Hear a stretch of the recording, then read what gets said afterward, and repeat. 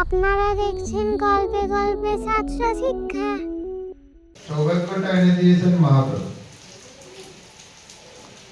আর দুর্ভাগ্যটা জীব নিজের কর্মের দ্বারা অর্জন করেছে। সেই জন্য ভাগবতে বলা হলো মন্দাসু মন্দমতায় মন্দ ভাগ্যায় উপদ্রুতা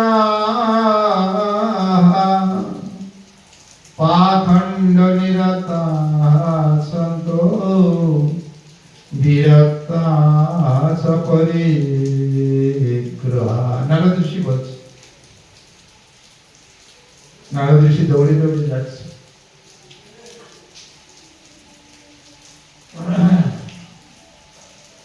হরিদ্বারের থেকে আরো উপরে ব্যাসগোপাল দৌড়াচ্ছে নারদ ঋষি। সেখানে সনক সনাতন সনন্দ সনত কুমার ওখানে ওনার আমাদের হিসাবে বড় ভাই, কিন্তু ওই নারদ ঋষিকে কখনো ভাই বলতে শোনা যায়নি, বা সনক সনন্দ এরাও কখনো ভাই বলেনি। কেন ভাই শব্দটা মাইক অনুভূতি উৎপাদন করে, ভাই বোন এগুলো বলার সাথে সাথে চিদ অনুভূতি বিলুপ্ত হয়, ডিমিনিশন।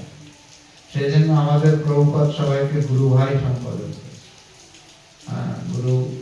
গুরু ভাই না, প্রভু প্রভু সম্বোধন করেছে, গুরু ভাই বলতে বারণ করেছে।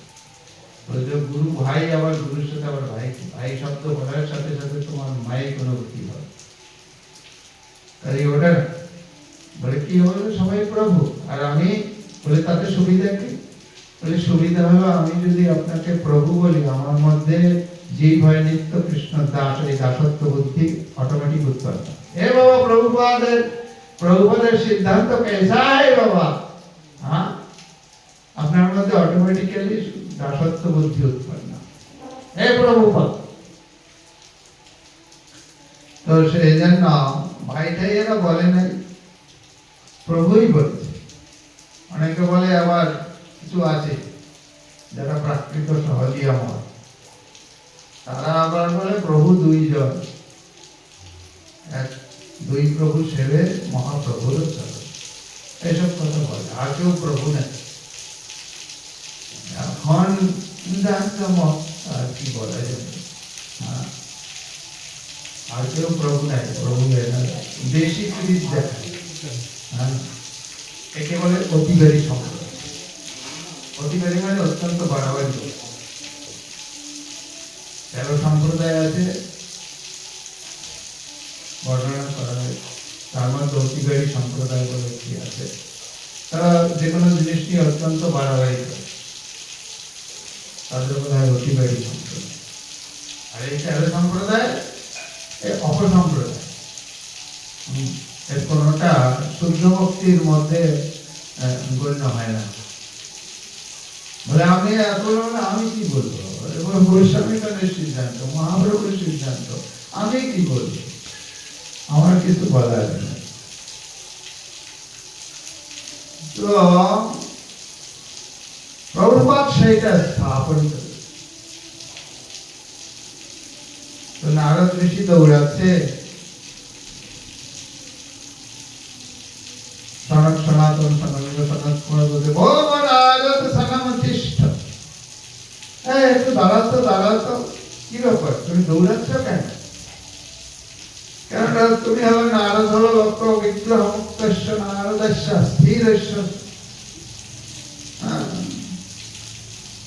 তুমি দৌড়াচ্ছ কেন?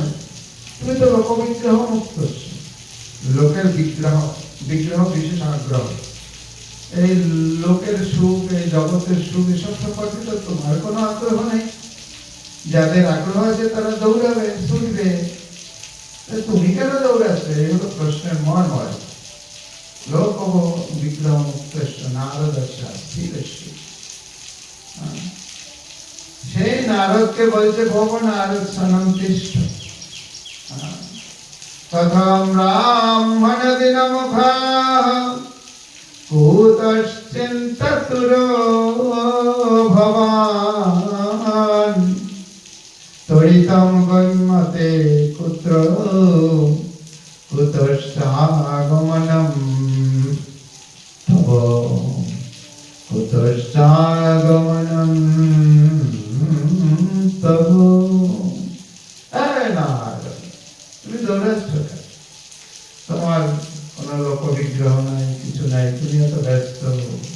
মনে না মুখ, তোমার মুখের মধ্যে একটা চিন্তার সব দেখছি। যারা লোক বিগ্রহ মুক্ত তাদের তো চিন্তা হওয়ার কথা না। এসব কি করে হলো তোমার? এইসব প্রশ্ন দেখবে তাদের এই জড় জগতের ওই প্রশ্ন, এই তোমার জামাই ভালো হয়েছে তো, এইসব প্রশ্ন না। তো প্রশ্ন করছে এরকম, তোমার মুখে চিন্তার ছাপ কেন? আবার তো তরিতম গম্যতে কুত্র, তুমি এত তরিত গতিতে দৌড়াচ্ছ কেন? হ্যাঁ, কুতশ্চা আগমনম তব, তুমি কোথা থেকে এলে এখন যে দৌড়াচ্ছ? এই প্রশ্ন করছে। তখন ওই নারদ ঋষি বলছে যে প্রভু বলছে, দাদা বলে না, ভাইও বলে নাই, কোনো প্রমাণ নাই শাস্ত্রে। হ্যাঁ, তা প্রভুপদ যেটা স্থাপন করেছে ওটা যদি নারদ ঋষি বলে থাকে, সনক সনাতন সনন্দ কুমার বলে থাকে, তাহলে প্রভুপদেরটা হবে না। প্রভুপদেরটা হবে না, এটা যারা বলে। আর যারা বেশি ওইসব অতি বাড়াবাড়ি করে ওরা হলো প্রাকৃত সহজী। ওইসব বেশি, আমার নিত্যানন্দই প্রভু, আমার অদ্বৈত প্রভুই প্রভু, আর কেউ প্রভু নেই, বেশি দরকার অতি বাড়াবাড়ি, এর কোনো মানে নেই। নারদ ঋষি প্রভু বলছে।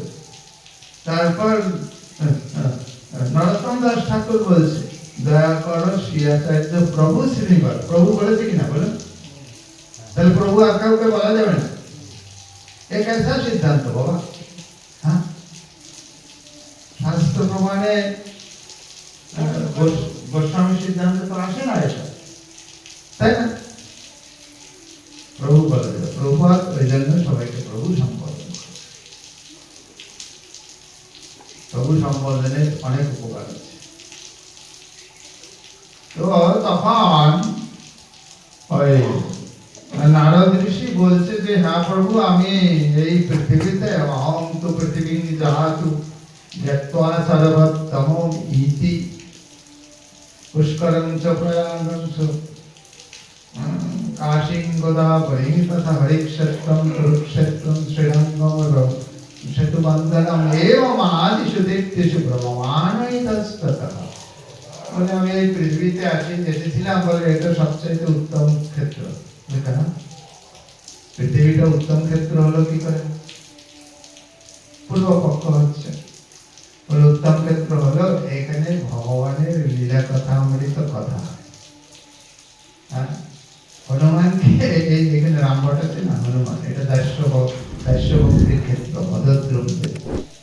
এই পরিক্রমা আপনারা পরিক্রমা করছেন হয়তো, এই বিশেষ বৈশিষ্ট্য, এই মদ শব্দে আমোদ। এই যে পরিক্রমার আমোদটা, এটা শুরু হয়েছে এইখানে এসে আমোদটা লাগে।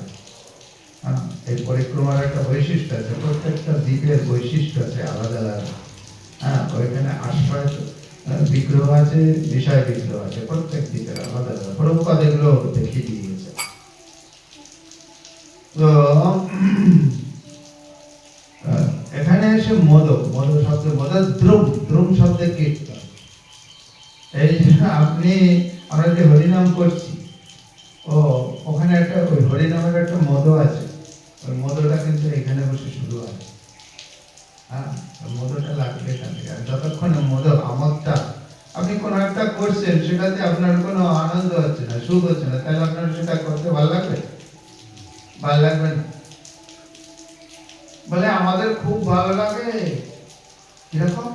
বলে যখন কীর্তন করিনি আমরা, তখন একবারে কান্না আসে। ওগুলো হৃদয় পচ্ছিল্য দোষ থেকে আসে, অন্য কোনো কিছু আচরণ বিধি মানে না তারা, অথচ কীর্তন করবার সময় খুব কান্দে।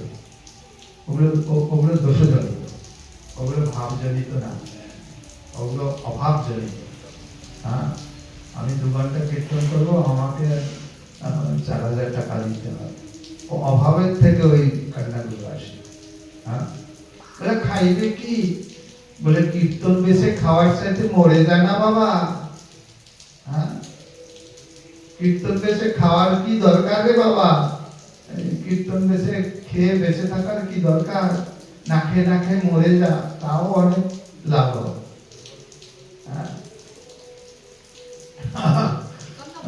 বললে তাদের আবার ভালো লাগে না। খাওয়ার অনেক রাস্তা আছে। তাই বলে ভাগবত বেশে খেতে হবে, কীর্তন বেশে খেতে হবে। হ্যাঁ, যারা করছে করুক, আমরা কিছু বলি না, তাদের বন্ধ করতে তো যাই না। কেননা যাই হোক, তাদের ভাব অনুসারে তাদের যা প্রাপ্তি হওয়া দরকার, তাদের হৃদয়ে ভগবান সেই ভাব উদ্রেক করছে, সেইভাবে তারা করছে। তো ভগবান তো সেগুলো সহ্য করছে, কিন্তু বলছে যে শ্রুতি স্মৃতি পুরাণানি পঞ্চরাত্র বিধি বিনা ঐকান্তিকী হরের ভক্তির উৎপাত বলছে এরা করছে, আমার খুব বিড়ম্বনা হচ্ছে। ভগবান নিজে বলছে, ভাগবত শ্রীমদ ভাগবত নিজে বলছে যে শ্রুতি মানে বেদ, স্মৃতি মানে শাসন শাস্ত্র, পুরাণ যা নির্দেশ দিয়েছে, পাঞ্চরাত্র, নারদের পাঞ্চরাত্র, এই চারটা উল্লেখ করেছে। শ্রুতি স্মৃতি পুরাণাদি পাঞ্চরাত্র বিধি বিনা ঐকান্তিক। যখন করছে তখন তো এখন একান্ত ভাবেই করছে। দেখুন শব্দগুলো কিরকম লাগিয়েছে ভগবান, যাতে কোনো জায়গা থেকে ফাঁক না বলতে পারে। হ্যাঁ, ঐকান্তিকী হরের ভক্তি, হরিকে খুব এই ঐকান্তিক ভাবে ভক্তি করছে। বলে ওইটা আমার কাছে একটা উৎপাত হচ্ছে। বলে উৎপাত হচ্ছে, তাহলে প্রভু তুমি বন্ধ করে দাও। পূর্বপক্ষ প্রশ্ন হচ্ছে। বলে তা তো করতে পারি না। বলে কেন? বলে না, আমার তো একটা প্রতিজ্ঞা আছে। গীতাতে ভগবান প্রতিজ্ঞা করেছে যে যথামং প্রপদ্যন্তে তথৈব ভজন্মহং। আমাকে যে যেভাবে ভজন করবে আমি তাকে সেইভাবে ভজন করব। সেই কথা তো আমি নাড়তে পারবো না, সেই জন্য ওটা বন্ধ করতে পারি না। কেননা ওর যে সত্তাগত যে ভাব, সেইটাই আমি ভাবগ্রাহী জনার্দন। ভগবান ভাবটাই গ্রহণ করেন। তো ওর যে ভাব, সেই ভাবটাকে পোষণ করাই তো আমার কাজ। ওটা আমি বৃদ্ধি করি। হ্যাঁ, আমরা এর আগে এই কীর্তন হতো, সেখানে পয়সা টয়সার ব্যাপার ছিল না। আনন্দে সবাই, আমার বাবা একদম কীর্তনীয় ছিল, আনন্দে সবাই সারা রাত কীর্তন হতো। এখন সেসব নাই। এখন কীর্তন করতে, মরার কীর্তনটা করতে যাবে, তাও বলে না, আমাকে 500 টাকা না দিলে যাবো না। হ্যাঁ, এখন কালের প্রভাবে এগুলো উপস্থিত হয়েছে, কিছু করার নেই। আর যে আর বাবা মারা গেল বা মারা গেল, এরে বাবা তুই পয়সা দিয়ে কেন ওই কীর্তনিয়া, তুই নিজে কীর্তন করতে করতে যেতে পারিস না? তাহলে তো লাভ হয়। সেটা তো সঠিক হয় না। পয়সা দিয়ে একটা, সে যারা কীর্তন করছে ওরা বিড়ি খায়, তামাক খায়, গেঁদা খায়, সব খায়, কোনো আচার নাই বিচার নাই। ওদের জিহ্বায় কীর্তন হয় নাকি? কৃষ্ণ নামের কীর্তন ওই জিহ্বা দিয়ে হয় নাকি? হ্যাঁ, কোন শাস্ত্রে আছে? আমাকে প্রমাণ করে দেখা। আমাদেরও কিছু পয়সা ভগবান দিয়েছে, আমরা ওগুলো তাহলে কিনে খাবো। হ্যাঁ, অসুবিধা কিছু নাই। কিন্তু কোনো শাস্ত্র প্রমাণ পাইনি যে ওগুলোকে, ওগুলো জিহ্বায় লাগিয়ে সেই জিহ্বা দিয়ে কৃষ্ণ নাম হরিনাম কীর্তন করা যায়, এরকম কোনো শাস্ত্র প্রমাণ নাই। তো ঋষি ওই ভগবান যে বলল যে আমার প্রতিজ্ঞা আছে যে যেভাবে ভজন করবে আমি সেইভাবে ভজন করব, আমি তাকে সেইভাবে মদত করব। ইভেন ইংরেজি শব্দ এসে গেল, এমনকি যদি কেউ নাস্তিক হয়, বলে আমি তার নাস্তিকতা আরো বৃদ্ধি করি। এ বাবা সাবধান, এই জন্য বলছে সাধু সাবধান, ফের কই করো অবধান।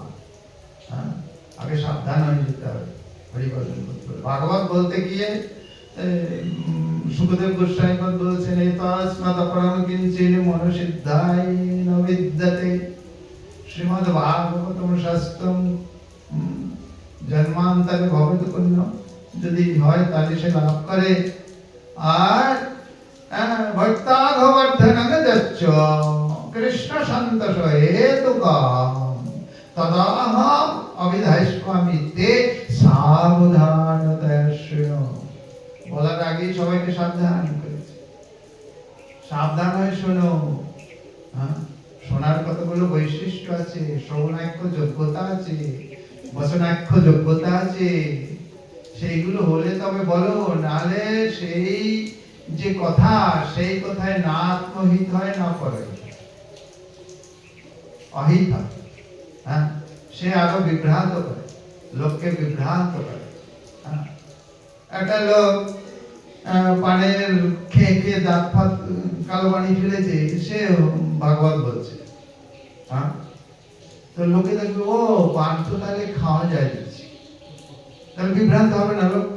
বলেন, যে আচরণে শুদ্ধ নাই সে যদি ভাগবত পাঠ করে তাহলে লোকে দেখে বিভ্রান্ত হবে না? তাদের পাঠ শুনলে কি আমাদের কোনো উপকার হবে? শুনুন, পাঠ ভগবানের কথা ভগবান তো শুনছে, সেই হিসাবে ওইখানে চুপ করে বসে থাকবে। এমনও হবে না যে ওইখান থেকে একবার তাকে অপমান করে উঠিয়ে দিলাম বা আমি উঠে চলে গেলাম, সেটা ভালো না। ওইখানে আমাদের যে শিক্ষা গুরু সে বলছে ওখানে চুপ করে বসে থাকবে। হ্যাঁ, শুনবি কি না শুনবি কি যেন না বুঝতে পারে, এটা হলো প্রবঞ্চনা কৃপা। হ্যাঁ, ওখানে চুপ করে বসে থাকবে। হ্যাঁ, তারা করছে করুক। হ্যাঁ, কিন্তু আমরা যখন করবো তখন কিন্তু বলে এগুলো কি আপনি ওই ওনাদের হেয় করার জন্য বলছেন? বলে মোটেই না। আমরা বলছি শ্রী শ্রী রাধা শ্যামসুন্দর প্রত্যর্থং পাঠে বিনিয়োগ, এই হলো আমাদের পাঠের সংকল্প। যা বললে রাধা শ্যামসুন্দর প্রীতি লাভ করে সেইটা বলতে হবে। তাতে পড়লো কথা সবার মাঝে, যার দোষ তার গায়ে বাজে, সে তো আমার কিছু করার নাই। কিন্তু ওই রকম আবার যে এ বলেছে একে এবার দাবিয়ে দেব, এই ইয়ে করে কিন্তু ভাগবত কথা হবে না, এটাও যেন না আসে। এখন ক্ষুরধারের উপর দিয়ে চলতে হবে। এখন এই ক্ষুরধারের উপর দিয়ে চলার যে বলটা সেটা আসবে কোথা থেকে, ওইটা অনুসন্ধান করতে হবে, নাহলে পারবে না।